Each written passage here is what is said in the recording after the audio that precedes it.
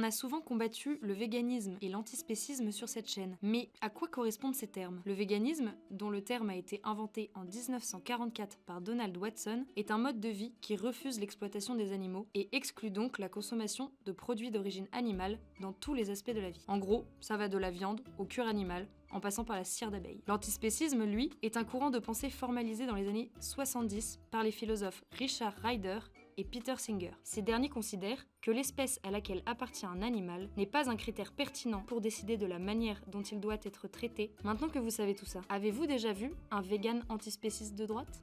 Bon, Sacha, merci d'être venu parmi nous. Merci de m'avoir invité aujourd'hui. Tu es un drôle de spécimen sur cette chaîne, sache-le, puisque on croise pas tous les jours des véganes de droite, tu me l'as dit toi-même. C'est pas courant. C'est pas très commun. Enfin, c'est commun, mais on va dire qu'on dans les médias, on entend un petit peu moins parler, quoi. C'est sûr que c'est plutôt la gauche qui a récupéré le combat antispéciste, donc voilà, pas courant pour nous d'avoir un antispéciste en face de nous, donc merci du coup de répondre à nos questions parce qu'on en a plein. Donc moi je suis pas là, je précise, je suis pas là pour te rentrer dans l'art et parce que voilà, t'imagines bien comme je viens de le préciser que sur la chaîne on n'est pas très antispéciste compatible, mais moi mon but c'est de comprendre justement la logique parce que voilà, ça paraît hyper paradoxal d'être de droite et végane. Donc tu as 22 ans. C'est ça. Et tu as découvert Enfin, tu es devenu végane, j'imagine, Ouais. Il y a très longtemps, il y a 9 ans. C'est ça. En fait, je suis devenu végétarien d'abord, pendant 6 mois à peu près, à l'âge de 13 ans. Et je suis passé ensuite vegan assez rapidement, et activiste aussi, directement. J'ai créé une association qui s'appelle le CJ Vegan, qui veut dire Collectif Jeunes Vegan, qui aidait les adolescents, soit s'ils le désiraient, à transitionner vers le véganisme, s'ils voulaient devenir vegan à peu près à mon âge, quand j'étais pendant l'adolescence. Soit simplement on parlait avec des adolescents qui ne connaissaient pas le sujet pour leur expliquer l'idée antispéciste, qu'est-ce que c'est que le véganisme, à une époque où, à l'époque, il y a 10 ans, c'était pas du tout connu. Là, on a commencé à en parler plus récemment, vraiment il y a, je dirais, 3-4 ans. Mais à l'époque, il n'y avait vraiment aucun vegan, que ce soit de droite ou de gauche, c'était quelque chose qui n'était pas du tout connu. C'est une philosophie, on aura peut-être le temps de l'aborder, qui est vraiment très ancienne, malgré ce qu'on pense. Il y a eu un renouveau à partir des années 70. C'était même abordé dans la Bible, en réalité. Donc c'est un sujet qui est très très vaste et très ancien finalement, qui n'est pas si moderne que ça. Et donc à 13 ans, comment s'était passé dans la tête d'être végétarien ? Déjà, première étape. En fait, j'ai toujours été un petit peu sensible aux animaux, finalement. Quand j'étais plus jeune, je devais avoir peut-être 6 ans, j'adorais aller caresser des moutons quand j'allais chez mes grands-parents, qu'il y avait une ferme à côté, je passais toujours caresser des moutons, aller voir les poules, etc. Et ensuite, vers l'âge de 13 ans, je suis tombé sur des vidéos d'abattoirs. Et là, ça m'a vraiment choqué. C'était les vidéos de L214 ? À l'époque, c'était pas L214, après. c'était d'autres vidéos d'abattoirs. Je crois que c'était aux États-Unis, il me semble. Okay. Et en fait, ça m'a vraiment choqué. Je me suis dit qu'on ne pouvait pas être au XXIe siècle et accepter ce genre de choses. Il y a d'autres manières de consommer. C'était pas dans mon éthique d'accepter ce genre de choses-là. Et donc, je suis passé végétarien tout de suite. Et ensuite, j'ai fait rapidement le lien avec aussi le lait, les œufs, l'expérimentation animale dans les médicaments, etc. Et j'ai tout arrêté assez rapidement quand j'ai compris que c'était pas dans mon éthique, en fait. Et dans ta famille, ils ont suivi le mouvement ou ils continuent de manger de la viande ? Pas du tout. C'est vraiment le seul vegan de ma famille. Mon frère est un petit peu végétarien et encore, c'est pas non plus, il est pas à 100%. Mon père est un vrai viandard. Malheureusement, j'essaye un peu de le convaincre, mais il a un petit peu du mal. Et ma mère, elle a arrêté la viande, que le poisson. Donc vraiment, je suis le seul, même dans mes amis d'ailleurs. Beaucoup de mes amis ne sont pas véganes, eux non plus. Je leur en parle. Ils sont convaincus par le fait que c'est la bonne chose à faire. Mais ils ont pas, je pense comme beaucoup de personnes en fait, ils sont convaincus du fait qu'il y a un sujet du bien-être animal, mais il y a toujours cette flemme de se dire bon voilà, la viande c'est bon, j'ai la flemme d'arrêter, et donc c'est un petit peu cette mentalité-là qu'il y a dans ma famille et mes amis, quoi. Et tu trouvais pas ça un peu jeune à 13 ans d'avoir... Je me suis pas posé la question en réalité. Parce que c'est un peu radical à 13 ans, c'est clair. surtout en pleine période de croissance, d'un coup arrêter un régime alimentaire en fait. Ouais, c'est clair. Mon père, il a été très très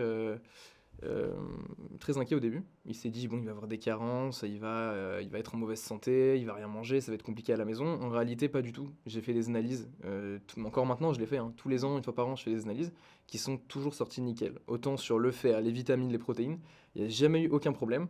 Parce qu'il faut savoir s'adapter. En fait, on a cette vision générale du véganisme où on enlève la viande, on enlève le poisson, on enlève le lait, les œufs. Qu'est-ce qu'on mange à la fin ? En réalité, c'est pas qu'on enlève, c'est qu'on remplace. Donc finalement, aujourd'hui, il y a des très bonnes alternatives. Il y a du poulet vegan, il y a du bœuf vegan, il y a du lait de soja ou du lait d'amande si on peut, selon nos goûts. Il y a même des œufs vegan carrément. Donc il y a vraiment plein de choses qui existent. Et donc c'est pas du tout aussi radical en mode je suis pas là à manger des carottes et des radis du matin au soir, absolument pas. J'ai une alimentation qui est comme tout le monde, simplement en version végétale. Et donc, pour en revenir à ton association, c'est principalement destiné aux jeunes. Ouais. Donc, avec cette conscience-là on connaît un peu la jeunesse et parfois ça peut être un peu passager. Tout le monde n'est pas, je crois, tu me dis si tu m'arrêtes si je me trompe, tout le monde n'est pas fait pour arrêter complètement la viande. Je pense qu'il y a des. Justement, en période de croissance, toi en l'occurrence, ça a l'air de s'être bien passé, mais je pense qu'il y a des jeunes qui ont besoin de ce régime-là, au moins jusqu'à leur pleine croissance. Moi, d'après ce que j'ai vu, d'après les études que j'ai lues, etc., il n'y a jamais eu vraiment de problème. C'est-à-dire que par exemple, les moines tibétains ont toujours été éduqués depuis des centaines d'années, depuis des siècles, ils ont toujours été éduqués dans le végétalisme, donc en fait le véganisme, hein, c'est la même chose en termes d'alimentation, et ils n'ont jamais eu aucun problème. Et même, ils battent même des records d'espérance de vie. Ils vivent jusqu'à quasiment 100 ans, et dans des très bonnes conditions. Donc évidemment, il y a leur mode de vie qui sont dans les montagnes, etc., mais ils ont une alimentation qui est végétalienne depuis leur naissance et ça leur a posé jamais aucun problème. Donc moi je suis dans une idée que on n'a pas besoin de ça et à l'inverse même l'alimentation carnée animale pose pas mal de problèmes aujourd'hui. Il y a eu des études qui ont été faites qui ont corrélé ça avec le cancer, certains cancers. Aujourd'hui c'est démontré, c'est prouvé. Il y a quasiment un consensus là-dessus. Donc je suis pas convaincu que ce soit pas fait pour tout le monde. Pour moi c'est vraiment quelque chose qui est fait pour tout le monde. Simplement il faut être convaincu par l'idéologie. Mais en termes de santé, je pense qu'il n'y a aucun mal. Si vraiment on a une alimentation qui est équilibrée, je pense qu'il n'y a pas de problème. Revenons à l'autre côté. Le sujet étonnant de ton personnage, c'est que donc, tu te considères de droite. Totalement, ouais.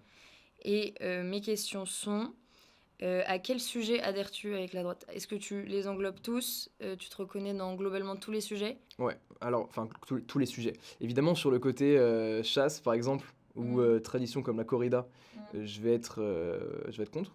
On pourra l'aborder après. Mais sur les sujets, sur le reste des sujets, que ce soit l'immigration, que ce soit la sécurité, que ce soit le côté même économique, libéral, j'adhère totalement à ces idées-là. Donc oui, je suis de droite. Et par rapport, parce que du coup, quand tu es antispéciste, tu places l'homme dans le monde différemment que des autres. Parce que tu places l'homme à l'égal de l'animal. Et donc, tu veux conserver la vie de ces animaux. Est-ce que c'est le même cas pour les hommes, pour toi? Est-ce que, par exemple, sur le sujet de l'avortement, tu es pour conserver la vie de la même manière ou... Alors, juste petite précision, l'antispécisme, ce n'est pas vraiment de placer l'homme à l'égal de l'animal. C'est simplement considérer que l'espèce de l'animal n'est pas un critère suffisant pour pouvoir le discriminer. C'est-à-dire que concrètement aujourd'hui, on aime énormément les chiens ou les chats, et légalement d'ailleurs en France, c'est interdit de les frapper ou de les tuer, et que par contre, quand c'est des vaches ou des poules ou des agneaux ou peu importe, là par contre ça devient légal, sans aucune considération scientifique, c'est-à-dire qu'il n'y a aucune justification à ça. On considère que frapper un chien ça pose problème, mais frapper une vache ou frapper un agneau ou le tuer carrément avec un couteau dans la gorge, ça ne pose aucun problème. C'est ça la vision antispéciste, c'est de dire pourquoi aujourd'hui on fait une différence entre tuer une vache et tuer un chien. C'est d'autant plus infondé que c'est vraiment selon la culture. Quand on va en Inde, on voit que les vaches en Inde sont sacrées et du coup il est interdit de toucher ne serait-ce qu'à une vache. C'est-à-dire que si vous avez une vache en plein milieu de la route, vous devez vous déplacer, vous n'avez pas le droit de pousser la vache, c'est interdit en Inde. Et justement, est-ce que c'est pas du conservatisme aussi d'hériter d'un mode de fonctionnement de effectivement la vache et le mouton, on les élève pour la viande, pour les manger, pour le lait, pour les œufs, pour voilà. Alors que le chien a une vocation totalement différente parce qu'on a un rapport complètement différent. Le chien, c'est le chien de chasse, c'est complètement différent en fait. On a hiérarchisé de fait ces animaux-là parce qu'on a placé l'homme avec tout un écosystème autour de lui. Et si on reste sur la spécificité française, on a un rapport, comme tu le dis, différent aux animaux d'un autre pays. Mais parce qu'on a hérité de ça. Et donc, là où ça pose question, c'est donc tu es de droite, donc conservateur sur quand même beaucoup, beaucoup de sujets. Pourquoi pas sur celui-là ? Parce que je considère qu'il y a une question d'éthique quand même à se poser. C'est-à-dire que malgré tout, on peut totalement garder nos traditions, mais quand il s'agit quand nos traditions dépassent sur les animaux et qu'elles vont jusqu'à tuer des animaux, Pour moi, à ce moment-là, c'est plus justifié. Le conservatisme, il n'y a aucun problème avec ça, je suis totalement pour. Mais concernant les animaux, quand ils essaient de tuer, pour moi, l'éthique passe au-dessus. Le grand sujet de l'antispécisme, c'est vraiment le rapport de l'homme à son environnement et le rapport de l'homme aux animaux surtout. Et ce que tu considères, c'est qu'effectivement, personne n'a de droit de mort plus que d'autres et personne n'a le droit de mourir plus que d'autres. Auquel cas, ma question est donc, ôter la vie d'un homme, quelle qu'elle soit, est-ce que pour toi, c'est aussi ôter une vie qui pourrait être en fait celle d'un animal sur le même plan, tu vois? Ça dépend du contexte. Si c'est, par exemple, moi, concernant la peine de mort, je suis pour. Parce que je considère qu'un humain a la possibilité de réfléchir et on a un intellect que clairement un animal n'a pas. Un animal n'a pas la capacité de pouvoir vraiment réfléchir aux actions qu'il fait. Il a des sentiments, il a une famille même, je dirais jusque-là. Mais la capacité de pouvoir planifier ses réactions, ça, il ne l'a pas. Et donc, l'homme l'a. Donc, concrètement, la peine de mort, pour moi, c'est quelque chose qui se justifie. C'est pas le cas du tout pour les animaux, quoi. Comme on est différent d'eux par l'intelligence, ce que nous, on considère comme une certaine supériorité à l'animal, sachant que l'animal, enfin, tu vois, si on peut en revenir à la chasse, le lapin, il va pas s'autoréguler, le sanglier, il va pas s'autoréguler, et si la chasse, parce que c'est la manière avec laquelle on régule, mais ça marche pour Pas réellement. En réalité, non. En réalité, entre 40 et 60% des animaux qui sont aujourd'hui tués par la chasse sont des animaux d'élevage. C'est-à-dire qu'on ne sait pas, c'est très méconnu, mais la chasse, en réalité, il y a énormément d'élevage de chasse en France. Il me semble que c'est 20 millions par an, à peu près, d'animaux qui sont élevés dans des élevages en France et qui sont ensuite relâchés sur le territoire pour être chassés. Donc c'est vraiment du divertissement. Dire que la chasse régule, c'est faux. le sanglier, il est pas, enfin, même imaginons, il a été en parc et il est lâché, admettons. Il va de toute façon se reproduire. Bien Voilà. sûr. Donc en fait, et il va pas se gérer comme un homme qui va gérer sa reproduction avec un nombre d'enfants par femme, etc. Eux, ils ont pas cette notion-là. Et donc, si personne ne régule, les animaux sont présents sur le territoire, hop, on enlève tous les élevages, on enlève tout ça. Il y a des espèces peut-être qui vont disparaître déjà, d'une part, et d'autres qui vont bouffer les autres. Enfin, le sanglier, s'il prolifère, c'est la voie d'extinction de pas mal d'autres espèces. S'il n'y a pas une personne intelligente humaine pour les réguler, pour leur conservation à eux, parce que sinon ils s'autodétruisent, qui le fait, tu vois? Alors, je connais pas précisément le sujet de la chasse, hein. Je suis pas un pro là-dessus, donc je sais pas réellement. Vraiment, c'est un sujet que je connais pas tellement, le sujet de la chasse. Mais dans tous les cas, s'il y a réellement un besoin, admettons qu'il y a un besoin de régulation, je ne suis pas convaincu, mais admettons qu'il y a un besoin, il y a d'autres solutions que la chasse. On peut très bien passer par la castration chimique, qui est beaucoup moins cruelle. Et à ce moment-là, ah oui, c'est plus coûteux. S'il faut aller chercher tous les chevreuils et tous les sangliers de France pour les castrer, Mais si ça on me paraît revient, un si peu, on revient au sujet de base, enfin à l'origine, ces gibiers-là, s'ils ont été, ces animaux-là, s'ils ont été mis sur le territoire, c'est à l'origine, ils sont issus d'élevage. Beaucoup sont issus d'élevage, énormément. En réalité, il y a à peu près, on va dire, 50% des animaux qui sont issus d'élevage par an qui sont pas tués et qui restent dans la nature. Et ceux-là se reproduisent. Donc s'il n'y avait pas d'élevage, ces animaux-là ne resteraient pas dans la nature et du coup ils se reproduiraient beaucoup moins. Donc l'élevage a une part conséquente dans ce dérèglement-là. Maintenant, encore une fois, je suis pas du tout un pro de la chasse, donc ce sujet-là précisément. Oui, mais c'est une vraie question dans le sens où l'animal, enfin les questions de base, c'était l'animal ne s'autogère pas. Et l'homme agit sur lui, alors certes d'une façon utilitariste pour se nourrir, etc. Mais aussi parce que en fait, les chasseurs préservent énormément d'espèces par leur régulation, même par la réintroduction d'espèces. L'extension urbaine, etc., ça te détruit des environnements de forêt, de plaine pour les animaux. Et donc, ce rééquilibrage, c'est l'homme qui le fait. C'est l'homme avec son intelligence et sa différence par rapport à l'animal qui le fait, qui la met en place. Alors oui, il y a effectivement la notion de plaisir, on peut en discuter. Mais à la fois, personne ne va courir après les sangliers pour les castrer ou courir après les sangliers pour les foutre dans un camion et les abattre tous. Tant qu'à faire, autant que ce soit une chasse qui ait des règles, avec une chance laissée à l'animal de s'en sortir. Parfois, en plus, par exemple, la chasse à courre, c'est un truc 100% naturel c'est le chien qui chasse et qui est... rien de plus cruel, c'est extrêmement... La chasse à courre, c'est extrêmement cruel. La nature est extrêmement cruelle. Non, c'est pas tellement. Le chien est un chien de chasse. Le chien, tu le mets tout bébé devant un canard, quand on arrive avec des chevaux, que c'est une chasse qui est gardée, quand on a 10 chiens qui vont aller courir après un cerf jusqu'à le mettre dans l'eau, et qu'ensuite on va sur des bateaux pour aller tuer l'animal alors qu'il est coincé dans l'eau, est-ce que c'est quelque chose pour qui est abréger sa extrêmement... souffrance? Mais oui, mais c'est souvent, ça fait, c'est Mais souvent, ça sont pourquoi? dus Mais à la parce que, chasse. parce que, parce que si on n'avait pas d'hommes pour dompter des chevaux, si on n'avait pas d'hommes pour nourrir ses chiens, etc., de toute façon, tout le monde serait dans la nature et les chiens chasseraient. Mais Et les chiens aussi sont issus que d'élevage. l'homme le suive à cheval ou pas, le chien chassera. Donc en fait, c'est cette notion de la nature est faite comme telle, elle est très cruelle, elle est absolument pas régulée, et il y a au milieu de tout ce bazar, il y a l'homme qui a l'intelligence de prendre conscience de une espèce est en train de s'éteindre, une espèce... La chasse aujourd'hui n'est pas. Je pense vraiment pas que la chasse aujourd'hui. Les chasseurs aujourd'hui aient comme premier intérêt la régulation. Je pense vraiment qu'ils le font pour leur plaisir.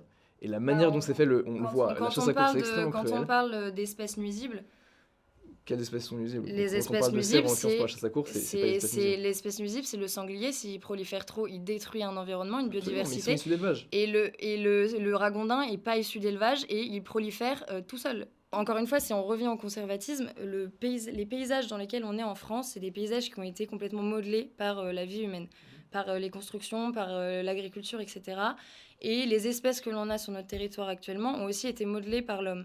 Ce qui fait qu'il n'y a jamais rien eu de vraiment naturel. En fait, cette utopie, à mon sens, cette utopie de ce monde parfait où tout est parfaitement à sa place, nickel chrome, n'existe pas. En fait, il y a une main de l'homme qui a continuellement agi. Alors, effectivement, il y a des limites à poser à ce que fait l'homme, c'est certain. Du point de vue écologique et tout ça, je te l'accorde. Mais il n'empêche qu'on ne peut pas complètement être sur un laisser-faire par souci de ne pas tuer ou de ne pas faire souffrir. Nous laissons tout le monde vaguer à ses occupations. Voilà, bon après on peut passer sur le sujet de la régulation parce que enfin voilà, c'est pas forcément le cœur de l'antispécisme, mais bref, on va passer à autre chose. Est-ce que parce que j'ai un personnage qui m'a beaucoup interpellée dans l'antispécisme, c'est Peter Singer, que tu dois connaître, qui lui est dans une vision en fait utilitariste, c'est le mot, de en fait qu'est-ce qui est le plus utile à vivre ou à évoluer dans l'espace en gros. Et il a dit une phrase comme quoi, selon lui, selon sa théorie de l'utilitarisme, il vaudrait mieux sauver à choisir un animal viable qu'un enfant handicapé non viable qui va mourir dans 3 semaines, quoi. Est-ce que toi, t'es raccord Je ne demande pas, parce que c'est une phrase hyper cash, où tu vas te faire tacler si tu dis oui, bien sûr. Mais dans l'idée, est-ce que tu comprends cette logique de viabilité, d'utilitarisme? Alors non, cette notion utilitariste, moi, elle n'est pas du tout dans mon idéologie là, dans mon idéologie. En fait, je place quand même dans la hiérarchie des choses. Si vraiment je devais faire un choix, s'il y avait évidemment le choix aujourd'hui entre sauver un humain et sauver un animal, peu importe l'animal, évidemment que je serais quand même l'humain. La question de l'antispécisme, c'est de faire du mieux qu'on peut. C'est-à-dire que on a la solution de pouvoir sauver à la fois l'humain et à la fois l'animal, on va sauver les deux. Maintenant, si je devais sauver l'un des deux, je sauverais évidemment l'humain. Donc non, cette phrase-là, moi, je la cautionne pas. Okay. C'est pas dans mon idée, et je pense que c'est pas dans l'idée de la plupart des véganes. En l'occurrence, je la connaissais pas du tout, cette citation-là. J'ai pas le contexte donc, dans lequel il l'a dit, mais la logique utilitariste, je pense que la plupart des antispécistes ne la partagent pas, et qui sont plutôt vers une notion d'inclusion et de dire bon bah voilà, on a aujourd'hui la possibilité de pouvoir sauver tout le monde entre guillemets, de pouvoir à la fois sauver des humains et des animaux, on va sauver les deux. Tu viens de dire si on a la possibilité de sauver et les animaux et les hommes, faisons-le. J'en viens à mon point un peu sur l'écologie, à savoir, en fait, il y a un débat apparemment. Je suis pas là-dedans, mais j'ai vu que les antispécistes se chamaillaient beaucoup avec les écologistes parce que les deux n'ont pas le même sens des priorités. Les écologistes accusent les antispécistes de vouloir sauver absolument les animaux maintenant, alors que eux, ils veulent sauver l'homme pour l'avenir. Alors en fait, c'est hyper intéressant ce domaine-là parce qu'en fait, ça revient vraiment à l'histoire de la lutte animaliste. Et du début de l'antispécisme. En fait, il y a deux grosses associations, deux gros piliers mondiaux, qui sont Greenpeace et Sea Shepherd. Greenpeace et Sea Shepherd, à l'origine, ont les mêmes fondateurs. Le capitaine Paul Watson est à la fois fondateur de Greenpeace et de Sea Shepherd, et il a fondé Sea Shepherd quand il a quitté Greenpeace, justement pour ces questions-là. Parce que Greenpeace était basé seulement sur l'écologie et ne s'occupait absolument pas de la question du bien-être animal.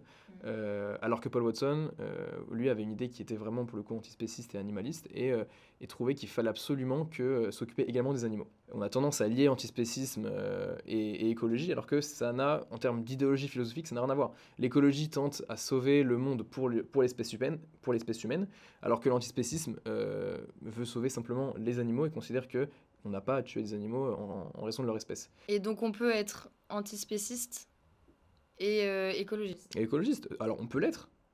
Après voilà, il faut Choisir son combat en fait. Non, on peut être dans les deux. Mais à un certain niveau, les deux, je pense qu'à un certain niveau, quand on veut vraiment être à fond sur les deux, je pense, se poser avec soi-même et se demander quelles sont nos priorités. Ma question est, toi, tu te reconnais pas forcément dans cette écologie, dans le sens sauver la planète pour les générations futures, mais vraiment, ton priorité, c'est sauver les animaux. Et donc là, un gars en face de toi qui te dit, mais attends, mais pas du tout. Pourquoi tu veux sauver les animaux alors que l'homme est tellement dans la mouise et pourquoi est-ce que tu en fais pas ta priorité et qu'est-ce que tu réponds à ce gars-là? Alors je pense que les deux vont ensemble.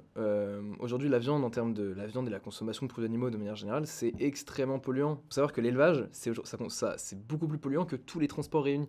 C'est-à-dire que si on réunit les avions, les bateaux, les voitures, les camions, etc., ça reste moins polluant de ça réuni que l'élevage. Donc aujourd'hui, si on veut vraiment sauver et faire quelque chose de bien pour l'écologie, il faut, je pense, vraiment se pencher sur la question végane. En fait, philosophiquement, le véganisme, c'est vraiment l'antispécisme, c'est de prendre conscience du monde dans lequel on vit et de se dire, voilà, il faut préserver les animaux, il faut préserver la nature, préserver la biodiversité.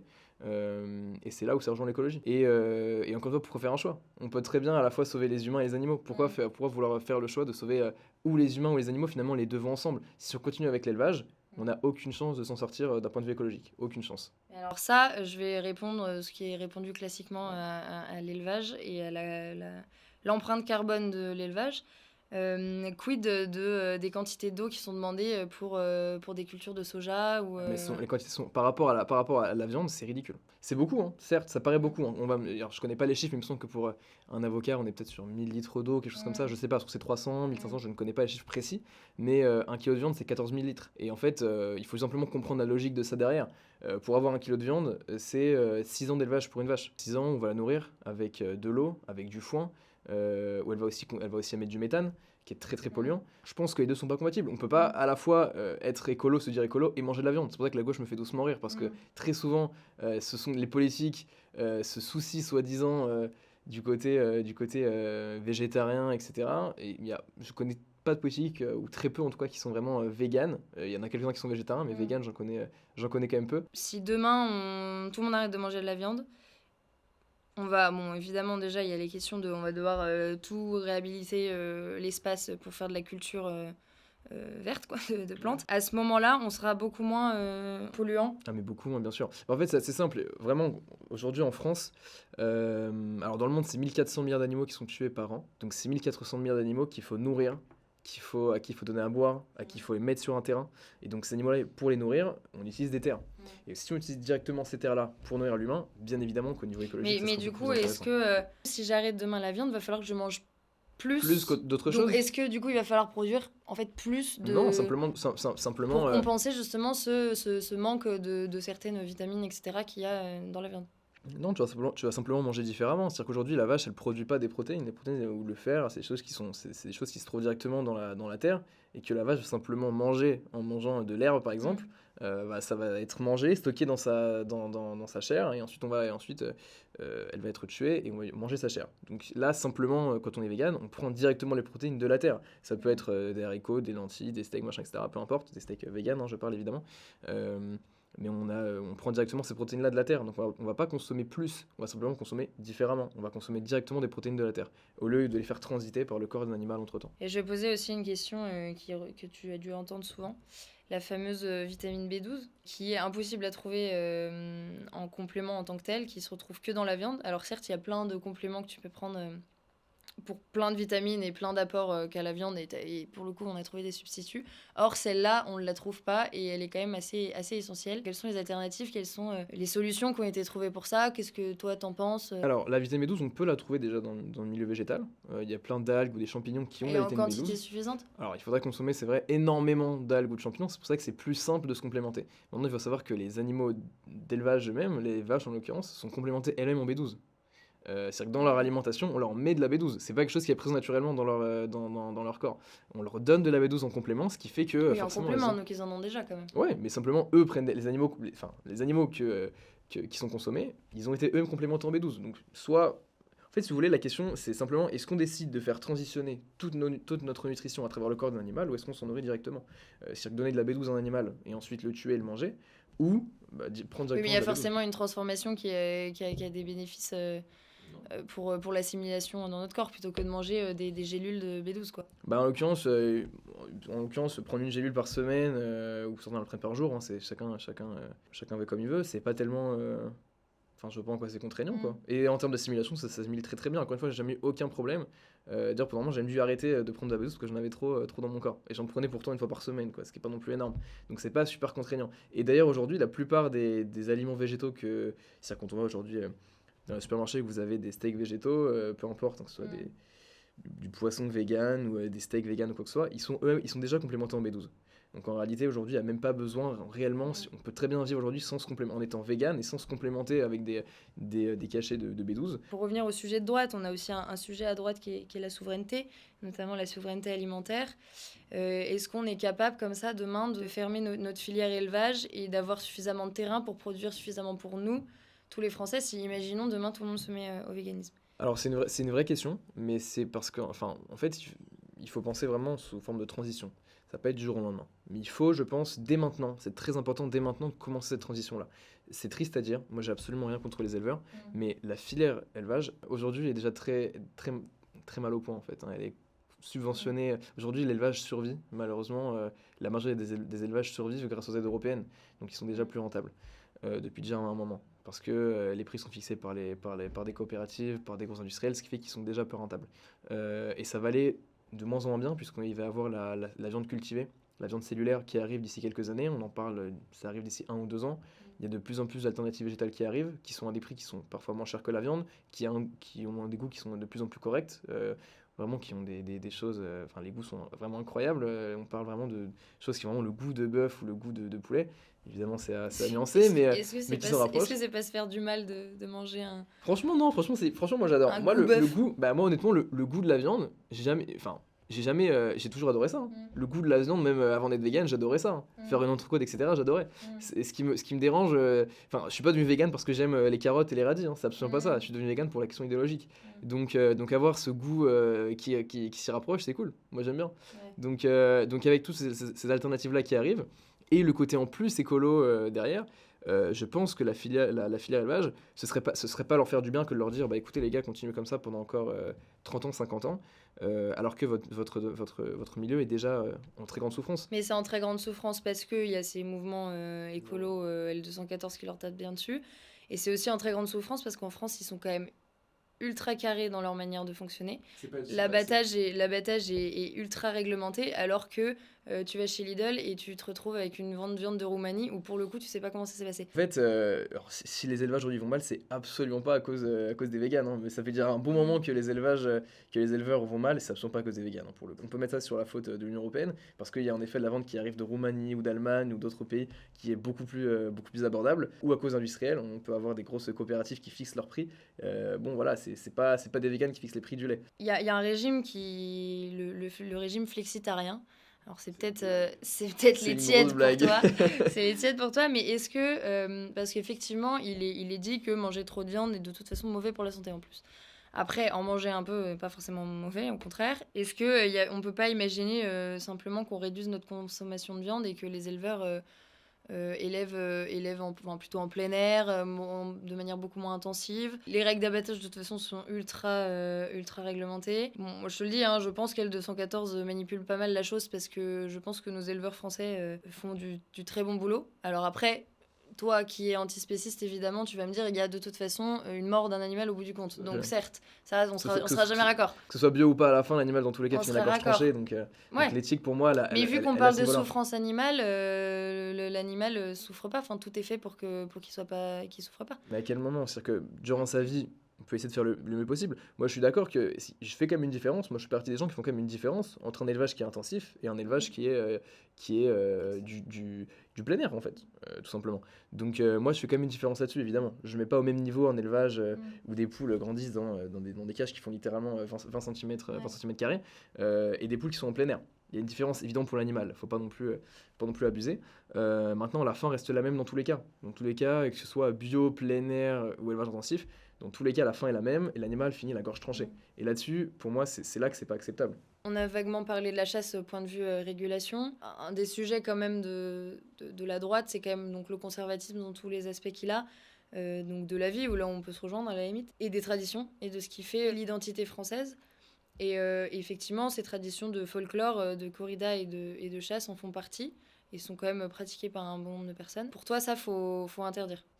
Il y a d'autres traditions en France qui sont magnifiques. On a une gastronomie qui est super belle et qu'on peut passer vers le végétal, ou en tout cas qu'on peut... Je suis pas sûre qu'un chef te dise une entrecôte et un steak végétal, ça aura le même résultat dans l'assiette, mais bon. Il faut tester, franchement, il faut tester. Moi, je connais des alternatives qui sont très très bonnes et on peut vraiment aujourd'hui rester dans la gastronomie française. Il y a des marques aujourd'hui qui font du fromage vegan, des camemberts qui sont réellement coulants. C'est pas le cas tout, évidemment. Mais ce sera jamais un vrai clacos, ce sera jamais une vraie entrecôte.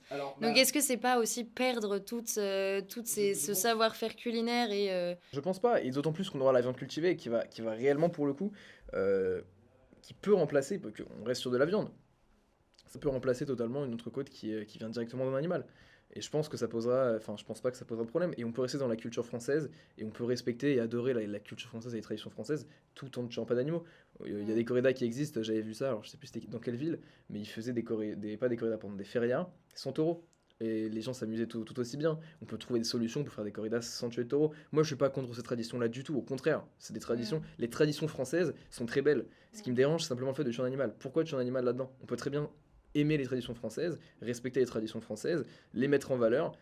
En fait, moi je le vois pas comme ça. C'est pas pour nos traditions qu'on tue un animal. C'est aussi, pour moi en tout cas, un respect profond de l'animal, justement parce que dans l'arène, c'est le roi.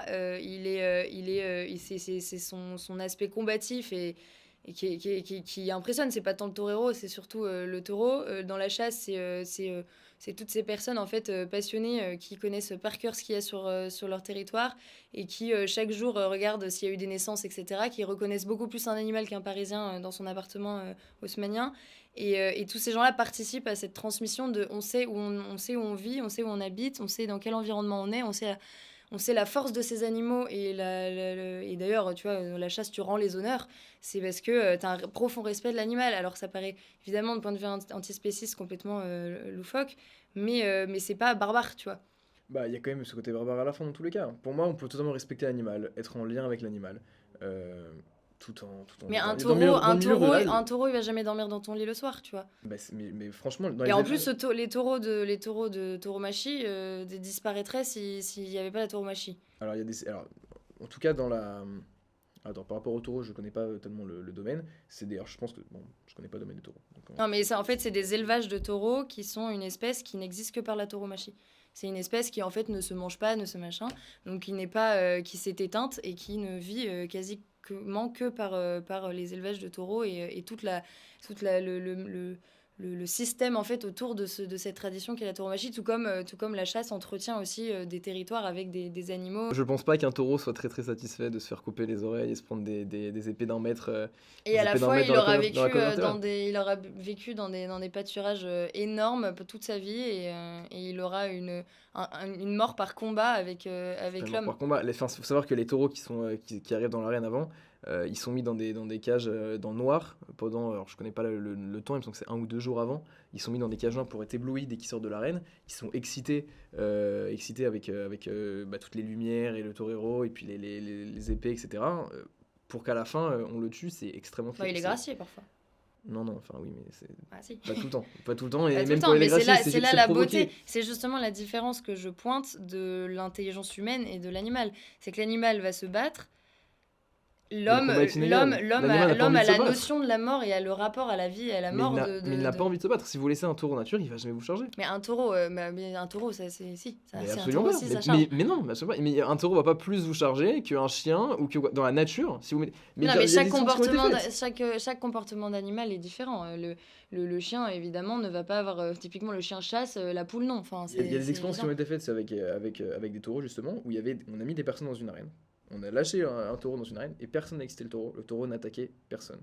Personne. Simplement, c'est en l'excitant, en lui mettant plein de couleurs dans les yeux, en l'éblouissant, ensuite lui mettant des épées dans le dos. Forcément, après, il va s'énerver, il va vouloir. Et c'est là qu'on va avoir ce côté agressif. Et c'est ce qu'il recherchait. Mais si vous ne cherchez pas un animal, naturellement, il cherchera jamais à vous faire de mal. Si vous n'allez pas frapper, si vous ne frappez pas un taureau, il va pas vous attaquer pour rien. Quel est son intérêt? Quel est son intérêt? Un taureau, ça mange de l'herbe, un taureau, et ça mange pas d'humain. Donc un Oui, taureau va pas jamais vous mais charger naturellement c'est comme un ça. peu utopique d'imaginer un monde où tout le monde cohabiterait main dans la main, on vivrait à côté des taureaux et Je parle pas de ça, je parle simplement de pas les les mettre chiens dans ne une boufferaient arène. plus de souris et puis, Mais tu vois. je parle pas de ça, je parle simplement de ne pas mettre des taureaux dans une arène et de les provoquer.